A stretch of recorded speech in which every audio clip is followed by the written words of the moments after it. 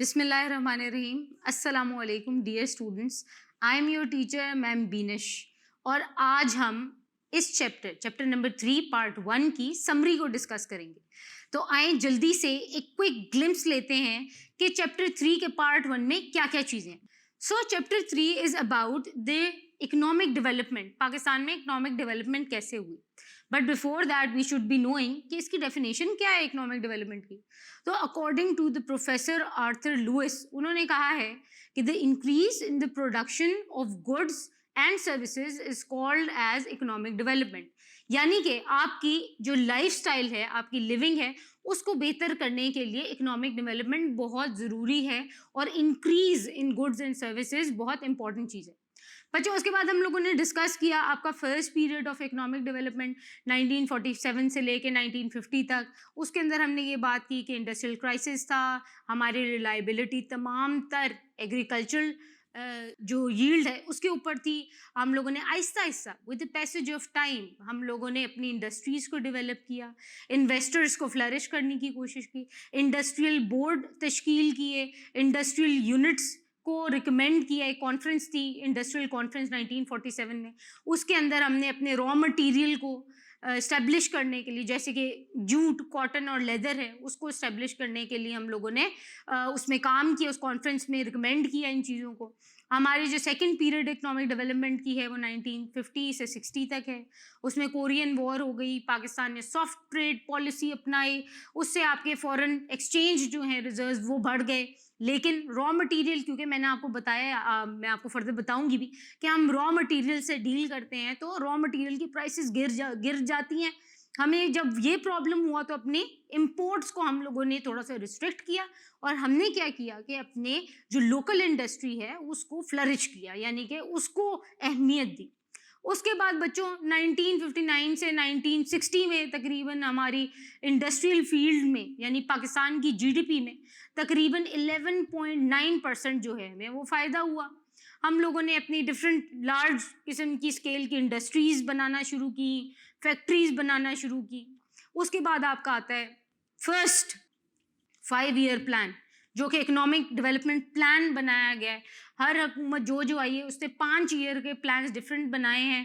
جب ہم ڈیٹیل سے لیکچر کو ڈسکس کرتے ہیں اس کے اندر آپ کو پراپرلی اس کا پتہ چل جائے گا کہ ہمارے 10 ایئر کا ڈیولپمنٹ کی جو ٹینیور ہے اور جو ڈیولپمنٹ پلان ہے 5 ایئر کا, اس کے اندر کیا فرق ہے.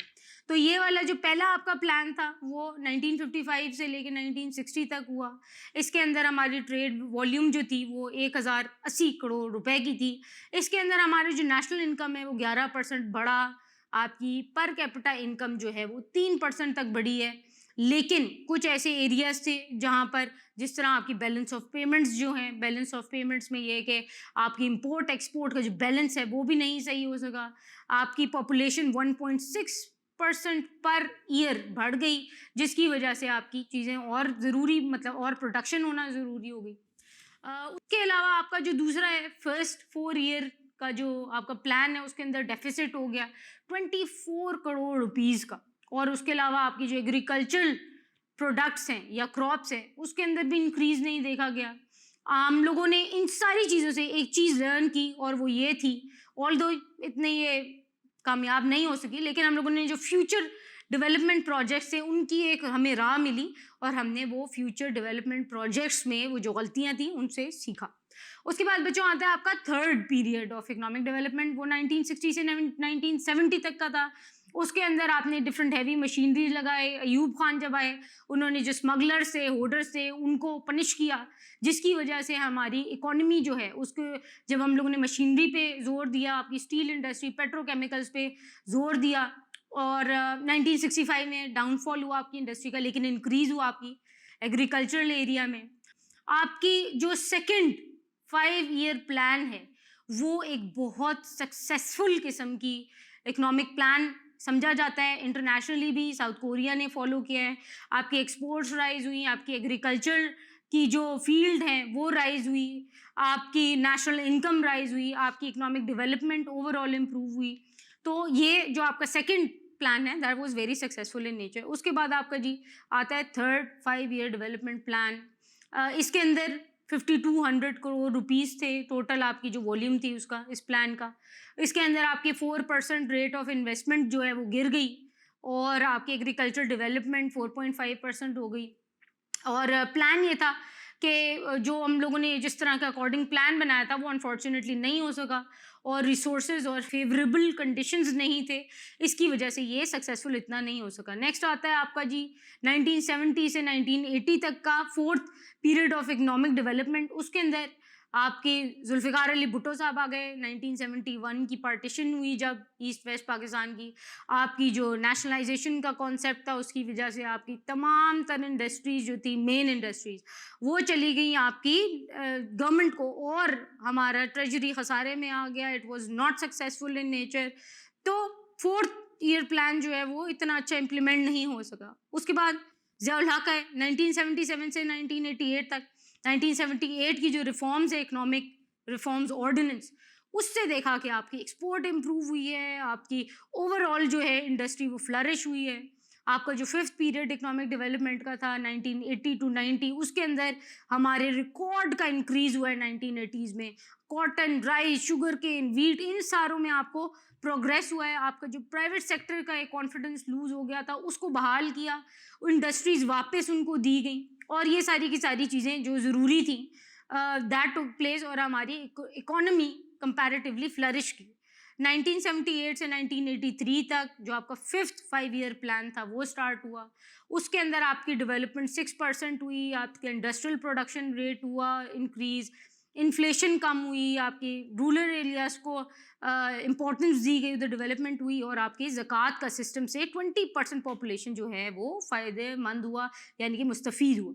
6 ईयर प्लान में 1983 टू 88 में आपकी जो जुनेजो साहब हैं उन्होंने 5 पॉइंट प्रोग्राम दिया था जो कि इन एक्शन लेके आया गया 1988 तक। और इसके अंदर इन्वेस्टमेंट ज़्यादा देखी गई, प्राइवेट सेक्टर में रोड्स बनाई गई, ज़कात उशर दिया गया, एम्प्लॉयमेंट अपॉर्चुनिटीज़ दी गई, एजुकेशन हेल्थ फैसिलिटीज़ पे गौर किया गया। जब बेनज़ीर भुट्टो साहिबा आई पावर में 1988 में, तो तब भी जीडीपी में इंक्रीज़ आया 5.1% में, एग्रीकल्चर डेवलपमेंट हुई, इन्वेस्टमेंट हुई, फार्मर्स वगैरह के लिए न्यू लॉज लेके आया गए। लेकिन बेनज़ीर की 1990 में ख़त्म हो गई पहली हुकूमत। उसके बाद आपका 6 पीरियड आ गया इकोनॉमिक डेवलपमेंट का 1990 टू 2000।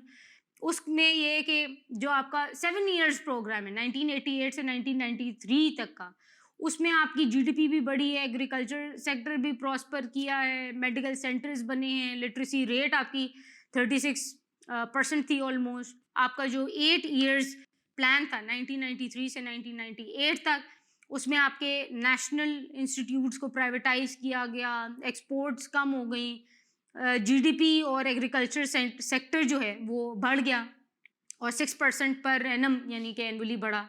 उसके अलावा आपकी प्राइवेट इन्वेस्टमेंट भी इंक्रीज़ हुई 22.8% के करीब। सेवन इकोनॉमिक डेवलपमेंट पीरियड में आपकी 2010 से जनरल परवेज़ मुशर्रफ जो हैं वो 1999 में जब आए तो उन्होंने काफ़ी हद तक आपकी इकोनॉमी को रनिंग कर दिया। इन्फ्लेशन ऑल्दो इंक्रीज़ हो गई थी जब प्राइम मिनिस्टर शौकत अजीज़ थे, लेकिन उन्होंने काफ़ी सारे मेजर्स लिए ताकि आपकी मुल्क की इकोनॉमी बेहतर हो सके। इलेक्शंस जब हुए 2008 के, यूसुफ रज़ा गिलानी साहब बिकेम द प्राइम मिनिस्टर और अनफॉर्चुनेटली इतनी सक्सेस नहीं हुई। जो 8 पीरियड ऑफ इकोनॉमिक डेवलपमेंट है 2010 से 2020 तक का, उसके अंदर ये कि 2010 के बाद जब आपकी पीपल्स पार्टी का एरा आया तो लोड शेडिंग बेइंतहा हो गई, सिविल सर्वेंट्स की तो बढ़ गई इंक्रीमेंट वगैरह, लेकिन ओवरऑल डेवलपमेंट जो है आपको इकोनॉमी में नज़र नहीं आई। बच्चों, पीएमएलएन की गवर्नमेंट 2013 के इलेक्शंस में जब आई तो हमें काफ़ी हद तक जीडीपी रेट में ग्रोथ नज़र आई। 5.3% 2018 में हो गई, एग्रीकल्चर ग्रोथ हुई, इंडस्ट्रियल डेवलपमेंट भी हुई। आपका अलबत्ता एक्सटर्नल डेब्ट जो है यानी कि कर्ज जो है वो बहुत ज़्यादा पाकिस्तान पे बढ़ गया। 2018 में आपके दोबारा इलेक्शंस होते हैं और पाकिस्तान तहरीक इंसाफ आती है और वो अभी हालिया गवर्नमेंट है आपकी, और पाकिस्तान को तरक्की की राह पे लगाने की भरपूर कोशिश की जा रही है। इकोनॉमिक सैंक्शंस, रिफॉर्म्स डिफरेंट तरह के बनाए हैं, इम्प्लीमेंटल इश्यूज़ हैं थोड़े से, लेकिन with the passage of time we are hopeful कि ये चीज़ें ठीक हो जाएंगी। نمبر 2 پارٹ جو آتا ہے آپ کے فرسٹ 3rd چیپٹر میں، اس میں آتا ہے آپ کے منرلز وغیرہ. تو 3 پارٹس میں ڈیوائڈ فردر کیا ہوا ہے آپ کی اکانومی کے سیکٹرز کو. وہ ہے منرلز، ایگریکلچر اور انڈسٹریز میں. منرلز جو ہیں پاکستان میں نان میٹالک اور میٹالک منرلز ہیں، اور وہ پاکستان کے لیے بہت امپورٹنٹ ہیں. ہم نے یہ فردر ڈسکس کیا کہ یہ ساری کی ساری جو منرلز ہیں یہ کہاں کہاں پہ موجود ہیں اور ان کے کیا کیا فوائد ہیں اور کہاں پر استعمال ہوتی ہیں یہ. تو اس میں ہم نے کور کیا ہے petroleum, natural gas, copper, iron اور، coal, salt, chromite, gypsum, limestone, marble اور سلفر. تو بچوں یہ سارے منرلز جو ہیں یہ پاکستان کے بہت سارے علاقوں میں موجود ہیں اور ہم لوگوں کو ان سے بہت زیادہ ایڈوانٹیج حاصل ہوتا ہے. اور نمبر 2 پہ ہم بات کریں گے ایگریکلچر کی. تو پاکستان ایک زرعی ملک ہے اور ایگریکلچرل کنٹری ہونے کے باعث یہ ہمیں بہت سارے فائدے دیتا ہے. ہمارا یہ ایک سورس آف فوڈ ہے. ہماری ملکی انکم جو ہے یعنی نیشنل انکم جو ہے اس کے لیے ایک بہت بڑا ایک رول ادا کرتی ہے ہماری ایگریکلچر سیکٹر. ہمارے را مٹیریل بیسکلی انڈسٹریز کچھ بھی نہیں ہے. اگر آپ کی ایگریکلچر نہیں ہے تو انڈسٹریز کچھ بھی نہیں ہے. تو بیسکلی آپ کی انڈسٹریز ڈپینڈنٹ ہیں ایگریکلچر پہ. آپ کے ملک میں امپلائمنٹ اپرچونیٹیز پرووائڈ کرتی ہے آپ کو ایگریکلچر. فارمرز کا لائیولیہڈ کا سورس ہے یہ. پورے ملک کی بیسک کھانے کی ریکوائرمنٹ پوری کرتی ہے ایگریکلچر. اس کے علاوہ جب آپ اپنے ایگریکلچر پروڈکٹس کو باہر کے ملکوں میں بھیجتے ہیں یعنی کہ ایکسپورٹ کرتے ہیں، جیسے کہ رائس، کاٹن اور باقی ساری ویٹ، ایسی انڈسٹریل پروڈکٹس کو جب آپ بیچتے ہیں باہر تو آپ کی فورن ایکسچینج جو ہے وہ بڑھ جاتی ہے. اور اس کے بعد بچوں یہ اکنامک ڈیولپمنٹ کے لیے بہت ضروری چیز ہے. 18.5% جو اکنامک سروے تھا 2018 سے 19 میں پتہ چلا کہ آپ کی نیشنل پروڈکشن جو ہے وہ ایگریکلچر سیکٹر سے ہوتی ہے. اس کے علاوہ پاکستان کے پاس بہت زیادہ جو پوٹینشیل ہے ایگریکلچر کا وہ بہت زیادہ ہے. اس کے بعد جو ہم بات کرتے ہیں بچوں کے کیا کیا ضروری چیزیں ہیں جن سے ہم ایگریکلچر کو بہتر بنا سکتے ہیں. آپ کو ماڈرن مشینری چاہیے، آپ کو ریسرچ اینڈ ڈیولپمنٹ چاہیے اس سارے ایریا میں.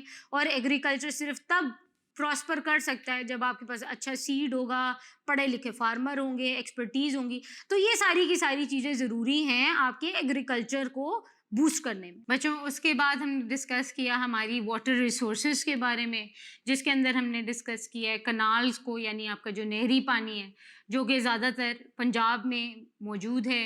رینز ہیں آپ کی جو نیچرل سورس آف واٹر ہے جس کے بہت زیادہ فائدے ہیں. اس کے علاوہ ٹیوب ویلس کو ہم نے ڈسکس کیا، ہم لوگوں نے کریزز ڈسکس کیے. پھر ہم لوگوں نے ڈسکس کیا ویلس یعنی کہ کنویں، اور یہ بہت اینشنٹ میتھڈ ہے جو کہ بہت زیادہ ڈیپ نہیں ہوتا.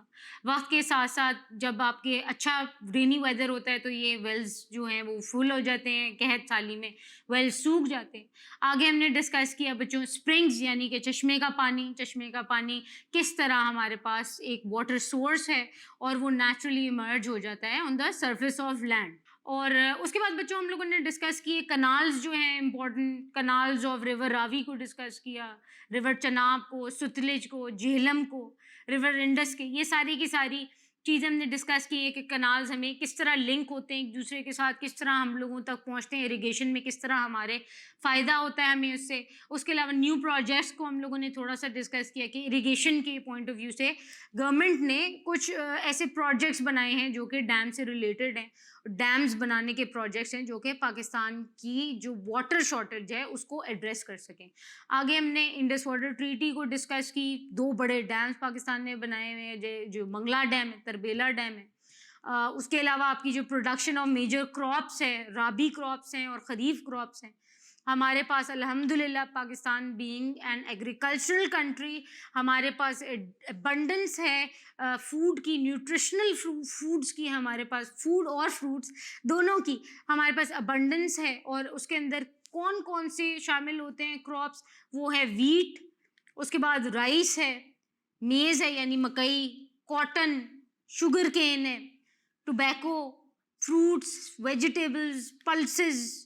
اور اس کے علاوہ ہمارے پاس جو جانور ہیں ان کی مقدار بہت زیادہ ہے کیونکہ ایگریکلچرل ایریا ہے, ایگریکلچرل لینڈ ہے, اور ہمارے گاؤں کے علاقوں میں بڑے بڑے ہمارے پاس لینڈز موجود ہیں جدھر ہم اپنے مویشی کو رکھ سکتے ہیں. تو اس کی پروگریس کے لیے یا ان کی ڈیولپمنٹ کے لیے گورنمنٹ نے بہت سارے ڈفرینٹ قسم کے اقدامات اٹھائے ہیں. اس کے علاوہ بچوں ہمارے پاس جو آخری چیز جو ہم نے ڈسکس کی ہے دیٹ از فشنگ. اور فشنگ میں یہ ہے کہ یہ ایک سورس آف فوڈ ہے. جب آپ کے پاس جو گوشت کی کمی ہو جاتی ہے اور اس طرح کی جو آپ کے پاس میٹ ہے, ہر طرح کا گوشت جو ہے, جب وہ آپ کے پاس اتنی ریکوائرمنٹ نہیں ہوتی اس کی, یعنی جب آپ کے پاس اتنا زیادہ ابنڈنس میں نہیں ہوتا, تو فش اس کی ریپلیسمنٹ ہے بیسکلی, اور وہ آپ کو نیوٹریشنل ایک کمپنسیشن پرووائڈ کرتی ہے. اس کے علاوہ more than 5 lakh metre tons per annum ہم فش کو پروڈیوس کرتے ہیں اس ملک میں. اس کے علاوہ بچوں میں امید کرتی ہوں کہ آپ کو آج کا سارا لیکچر سمجھ آ گیا ہوگا, آپ کو سمری میں آئیڈیا ہو گیا ہوگا کہ ہم نے پارٹ 1 میں کیا کیا کور کیا ہے. ان آر نیکسٹ لیکچر انشاءاللہ we'll cover the second part of chapter number 3 and do let me know if you have understood the whole topic, اور لائیو سیشن میں باقی ہم ڈسکس کریں گے. I am Binish Ansari. I am an instructor of Pakistan Studies from tutoria.pk.